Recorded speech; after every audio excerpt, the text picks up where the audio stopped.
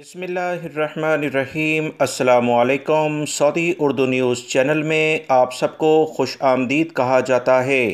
दोस्तों, अल्हम्दुलिल्लाह सऊदी हुकूमत की जानिब से वबाई मर्ज़ कोरोना से मुतल्लिका जो परवाज़ों पर पाबंदी लगी थी पाकिस्तान और इंडिया के लिए 1 दिसंबर 2021 से डायरेक्टली फ़्लाइट्स चलना शुरू हो जाएंगी।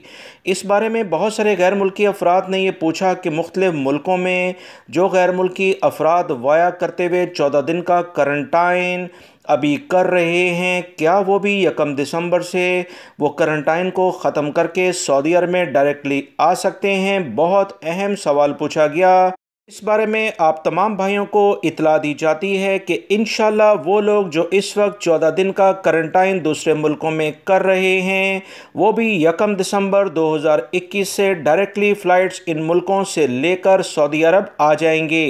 याद रखें, आप तमाम भाइयों को आने से पहले 2 काम करने हैं। पीसीआर टेस्ट लाजमी तौर पर जहां पर भी आप हैं वहां से 72 घंटे के लिहाज से लेना होगा। मनफी रिपोर्ट आपके पास होनी चाहिए।